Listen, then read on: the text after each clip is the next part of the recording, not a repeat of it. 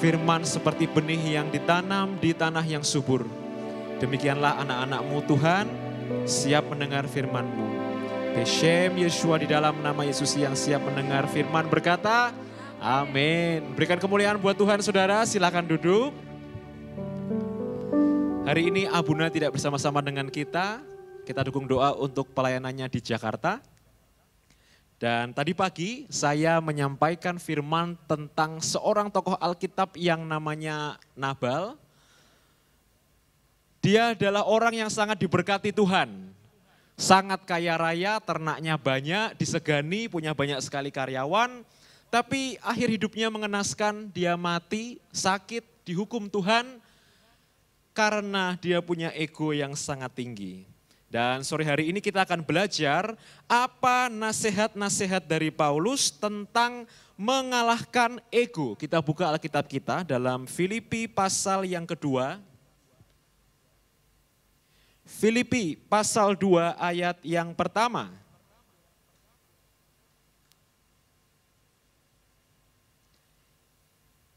Yang sudah ketemu katakan oke. Kita baca bersama-sama 2, 3. Jadi karena dalam Kristus ada nasihat, ada penghiburan kasih, ada persekutuan roh, ada kasih mesra dan belas kasihan. Itu adalah nilai-nilai karakter di dalam Kristus ketika dia sudah berubah wujud menjadi manusia. Yang pertama garis bawahi kata nasihat. Bapak Ibu, nasihat itu untuk membuat orang jadi lebih baik. Setuju? Nasihat ada untuk membangun orang lain, untuk mengubah dia ke arah yang lebih baik. Sehingga dia menjadi pribadi yang lebih dewasa, yang lebih berhikmat. Maka kalau kita menerima nasihat, jangan kita menjadi orang yang mudah tersinggung. Ego membuat kita tidak mau dinasihati. Tetapi kalau kita mau membuka hati, membuka telinga terhadap setiap hal-hal baik yang membangun hidup kita, kita harus selalu berkata yes. Jadi kalau kita dinasihati, kita tidak boleh tersinggung. Karena semua nasihat itu membawa kebaikan. Selain nasihat, ada yang namanya penghiburan.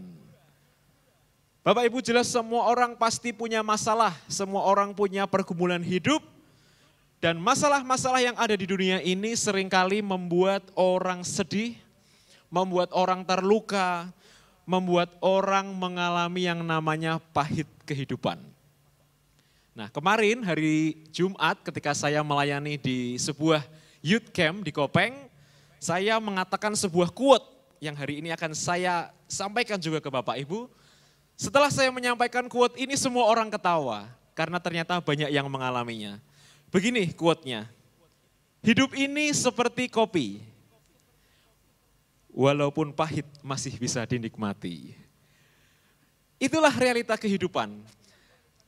Orang yang hidupnya hanya yang manis-manis saja, yang baik-baik saja, yang tenang-tenang saja itu hanya ada di film, hanya ada di novel. Tapi yang namanya realita kehidupan, orang itu selalu punya masalah. Dan selalu mengalami hal-hal pahit dalam hidupnya. Maka marilah kita seperti nasihat Paulus, kita menghibur satu sama lain, kita menguatkan satu sama lain. Ada acara TV yang paling populer sepanjang sejarah yang namanya stand up comedy. Jadi ada satu orang yang berdiri di depan seperti ini lalu dia hanya ngucap-ngucap saja dan orang ketawa. Lucunya, tokoh-tokoh stand up comedy yang sudah terkenal dibayar dengan sangat mahal. Dia kalau jual tiket itu harganya tinggi banget. Tapi uniknya tiket-tiket mahal tersebut yang mencapai juta itu selalu ludes terjual habis. Artinya apa? Artinya orang-orang Anda semua ini saya percaya termasuk saya, kita ini butuh ketawa, kita butuh dihibur, kita butuh dikuatkan, kita butuh merasakan yang namanya sukacita. Karena hidup ini, masalah-masalah dalam hidup ini sudah membuat kita stres begitu ya. Suatu hari saya sedang naik motor bersama dengan people, dari gereja pulang ke rumah. Nah, dalam perjalanan itu ada seorang om-om yang sedang jalan di sore hari. Lalu karena saya mengendarai motor, saya bunyikan klakson dan saya sapa, "Om," gitu. Terus omnya, "Oh iya Nyo," gitu. Nah, setelah kami lewat, people tanya, "Loh itu siapa?"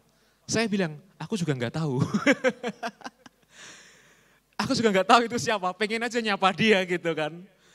Nah, seperti itu kebahagiaan Bapak Ibu. Bahagia itu sederhana. Justru karena kita sudah punya beban di pundak ini berat, maka dari hal-hal sederhana, buatlah dirimu bahagia. Bertemulah dengan orang-orang yang bisa membuatmu ketawa. Karena memang sukacita, hati yang bersukacita itu adalah obat yang sangat manjur ya. Lanjut, tadi ada nasihat, ada penghiburan kasih. Selanjutnya adalah persekutuan roh. Yesus berkata bahwa manusia bukan hanya hidup dari roti saja, tapi dari setiap firman yang keluar dari mulut Allah. Dan kita bersyukur bahwa firman-firman Allah itu telah dibukukan dan kita bisa membacanya kapanpun dan dimanapun. Maka roh kita juga butuh makanan Bapak Ibu. Roh kita perlu makanan rohani. Roh kita juga bisa lapar dan haus. Dan roh yang kuat, roh yang sehat itu akan membuat tubuh jasmaninya juga sehat dan kuat. Sebaliknya orang yang rohnya lemah, orang-orang dengan gangguan mental itu ya, ODGJ. Sudah pasti fisiknya pasti kacau, ruwet. Kenapa? Karena jiwanya kena, rohnya tidak kuat, mudah terombang-ambing oleh dunia.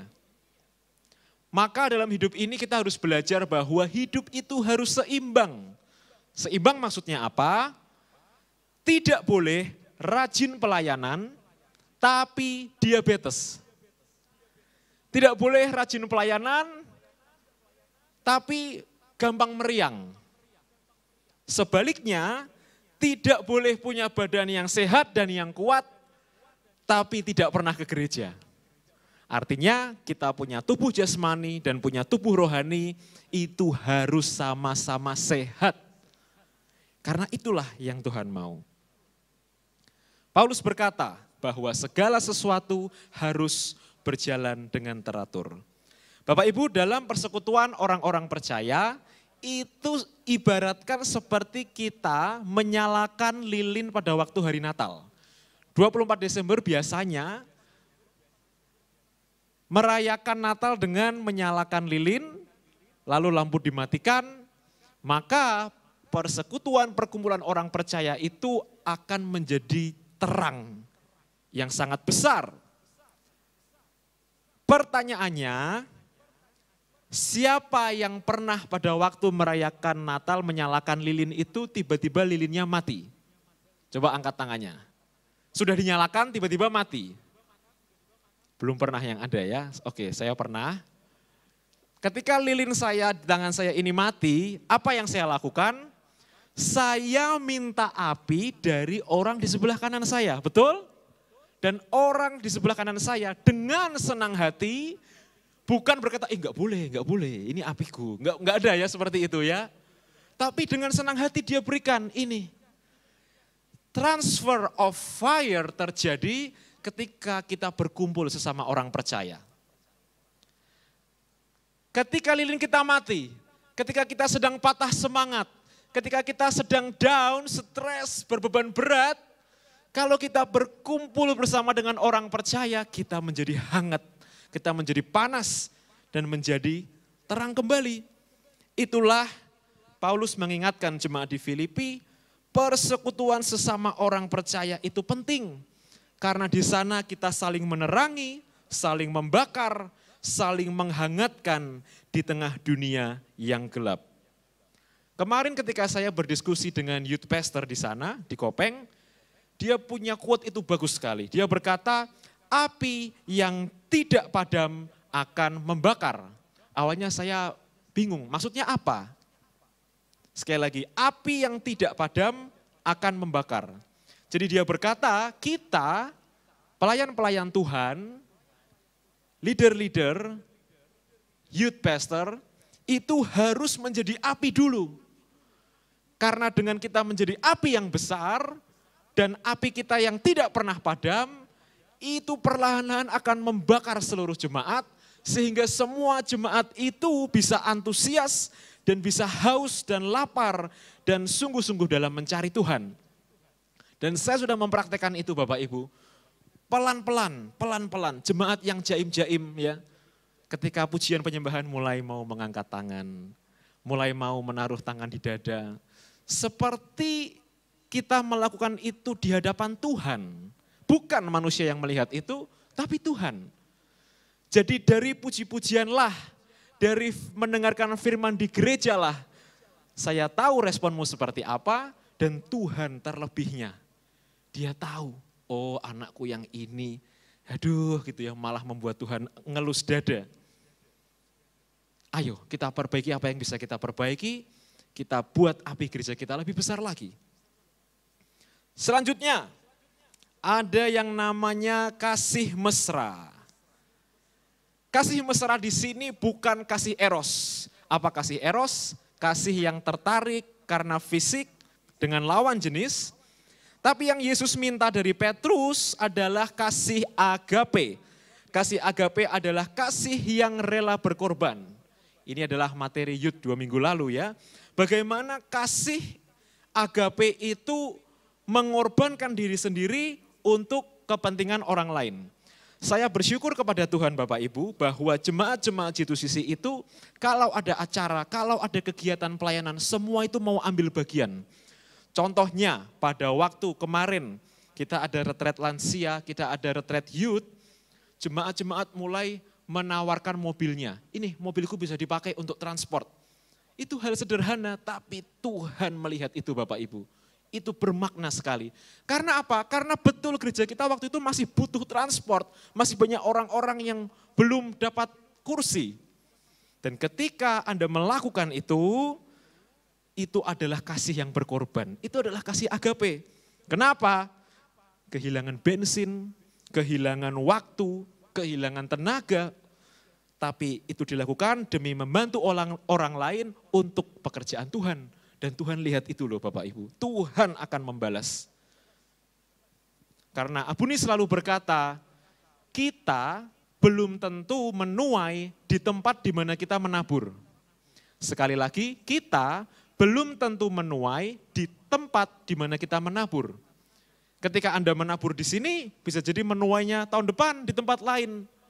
Ketika Anda menabur di sana, bisa jadi menuainya di sini. Karena itulah hukum Tuhan. Tuhan tidak mau ditebak-tebak dengan rumus. Ya suka-suka Tuhan. Yang Tuhan mau adalah ketaatan hati kita untuk melakukan perbuatan yang baik. Tapi ada juga yang namanya kasih pura-pura. Nah ini bahaya. Kasih pura-pura ini sangat berbahaya karena itu adalah orang-orang yang berpura-pura kasih demi kepentingan. Contohnya ya teman butuh. Nah ini hari-hari ini Abuna ini sedang kesel Bapak Ibu. Karena tiba-tiba setelah beliau dipromosikan menjadi profesor atau guru besar, banyak sekali orang yang kontak dia, langsung baik sama dia, langsung dalam tanda kutip jilat-jilat seperti itu ya. Tapi Abuna ngerti feelingnya nih, ini orang ya kenapa baru sekarang dia baiknya luar biasa, kenapa dulu enggak? Karena dia punya motif orang-orang ini, teman butuh, orang-orang yang ingin dibantu, orang-orang yang datang karena ingin sesuatu. Ini kita harus peka nih untuk menemukan orang-orang yang seperti ini ya. Next, belas kasihan. Hati Bapa adalah hati yang penuh dengan belas kasihan.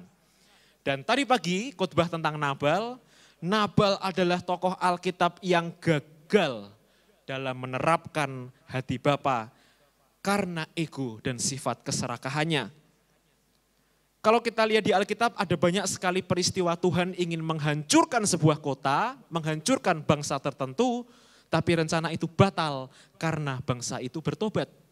Maka ketika Tuhan itu selalu memaafkan anak-anaknya, maka marilah kita juga menjadi orang yang mudah memaafkan orang lain. Ketika Daud mengampuni Nabal karena perbuatan Abigail, dia berhasil mengikuti hati Bapa di surga, yaitu hati yang penuh dengan belas kasihan. Ayat yang kedua, karena itu sempurnakanlah sukacitaku dengan ini. Hendaklah kamu sehati sepikir dalam satu kasih, satu jiwa, satu tujuan. Miliki hati yang sama dan pikiran yang sama. Hati yang sama itu apa? Yang tadi kita bahas, hati Bapa di surga, hati yang penuh dengan belas kasihan dan pengampunan. Pikiran yang sama itu apa?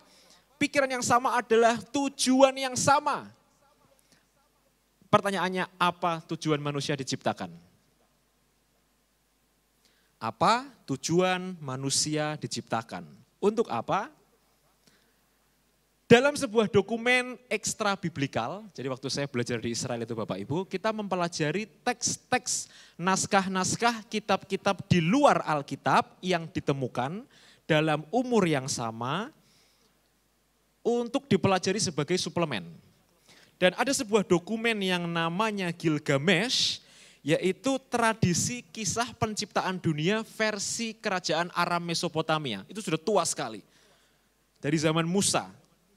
Dan di sana dikatakan bahwa manusia diciptakan untuk bekerja atau untuk melayani para dewa. Intinya apa? Manusia itu diciptakan untuk menjadi pelayannya dewa-dewa, pelayan Tuhan. Jadi kalau ada sebuah lagu, hidup ini adalah kesempatan. Hidup ini untuk melayani Tuhan. Di situ ada kata-kata, oh Tuhan pakailah hidupku selagi aku masih kuat.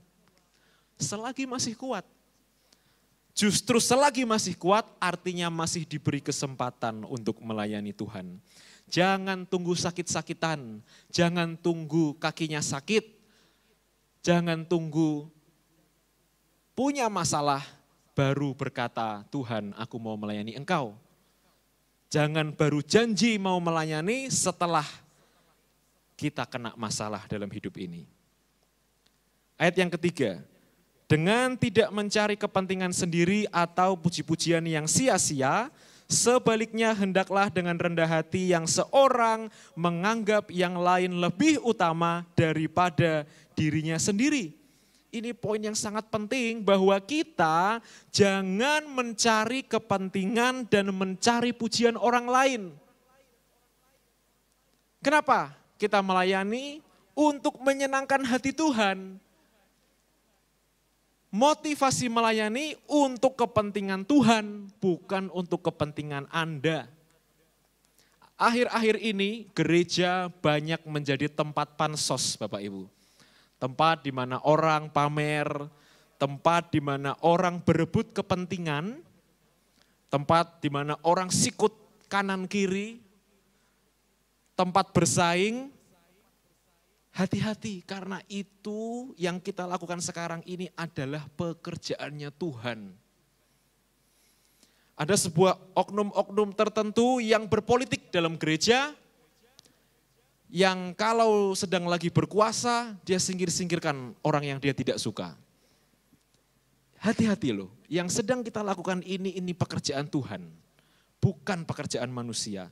Kita harusnya takut dan jangan membuat Tuhan marah dan tidak berkenan akan pelayanan di rumahnya. Walaupun pada dasarnya sifat dasar manusia itu punya ego tinggi, ingin diakui, butuh pansos. Tapi jangan angkat-angkat dirimu sendiri, Bapak Ibu.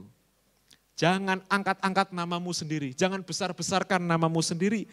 Karena pengakuan itu datangnya dari orang lain dan Tuhanlah yang mengangkat hidup setiap orang. Amsal berkata, susah payah tidak menambahinya. Artinya manusia berusaha tapi Tuhan yang memberkati. Bukan rekayasa manusia, bukan dengan tipu sana tipu sini seperti orang-orang di luar sana. Fokuslah untuk mengupgrade diri kita menjadi lebih baik setiap harinya, menemukan apa yang menjadi talenta kita. Saya selalu ngomong sama anak muda, temukan talentamu. Talentamu pasti beda sama talenta orang lain. Kalau kamu berhasil menemukan dan kamu mengerjakan itu, kerjakan dan pasti Tuhan akan percayakan lebih lagi. Hanya kadang anak muda ini enggak mau sabar, maunya instan. Generasi-generasi Gen Z, mereka itu pengen cepat sukses. Saya ketemu dengan salah seorang papa mamahnya pengusaha, anaknya ini sombongnya luar biasa, dia berkata, saya nggak mau kerja ini, soalnya nggak ada duitnya, dia bilang seperti itu. Saya nggak mau kerja ini, soalnya nggak ada duitnya. Selalu ngomong seperti itu. Ketika saya tanya dia maunya apa, dia maunya itu langsung punya perusahaan gede yang cabangnya di seluruh Indonesia, yang langsung menghasilkan omset miliaran. Dia lupa bahwa keberhasilan itu proses dari yang kecil menjadi besar. Kalau mau langsung jebret, mau langsung besar, itu ngutang bank. Bahwa orang-orang yang berhasil dalam hidupnya itu merangkak naik pelan-pelan. Kenapa? Karena kalau naiknya loncat, dia akan terpeleset. Percayalah Bapak Ibu, cepat atau lambat. Nah, pengen cepat, pengen instan inilah yang Tuhan tidak suka. Karena bagi Tuhan lebih baik proses daripada hasil. Kita akan melanjutkan belajar dari sifat-sifat Kristus. Pemain musik maju ke depan, ayat yang keempat. Dan janganlah tiap-tiap orang hanya memperhatikan kepentingannya sendiri, tetapi kepentingan orang lain juga. Nih, utamakan kepentingan orang lain Bapak Ibu, bukan kepentinganmu sendiri. Ayat 5, hendaklah kamu dalam hidupmu bersama menaruh pikiran dan perasaan yang terdapat juga dalam Kristus Yesus.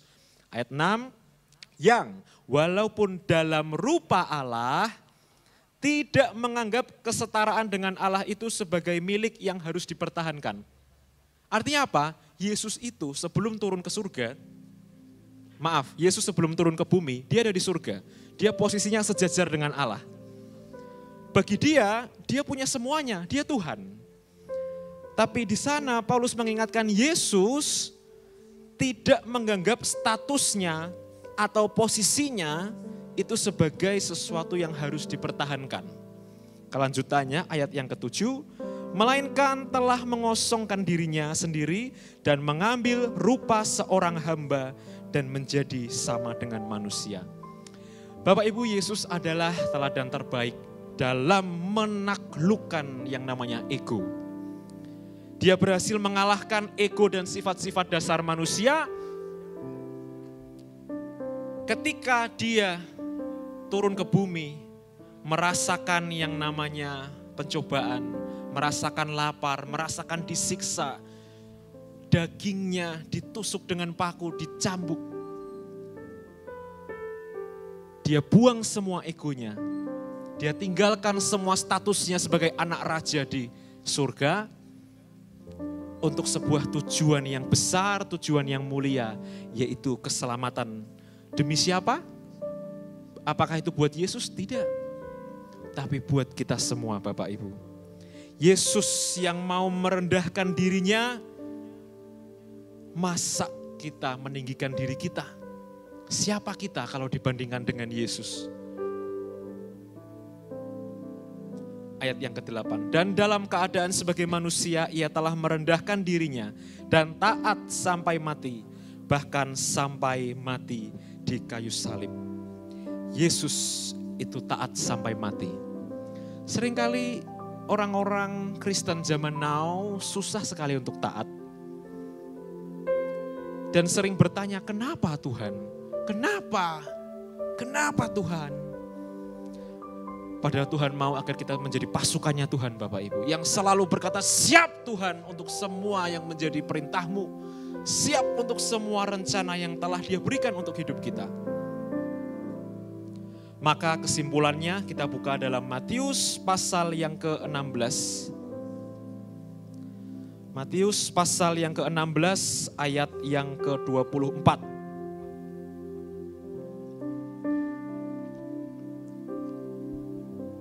Matius pasal yang ke-16 ayat 24, minta tolong ditampilkan. Kita baca sama-sama, 2, 3.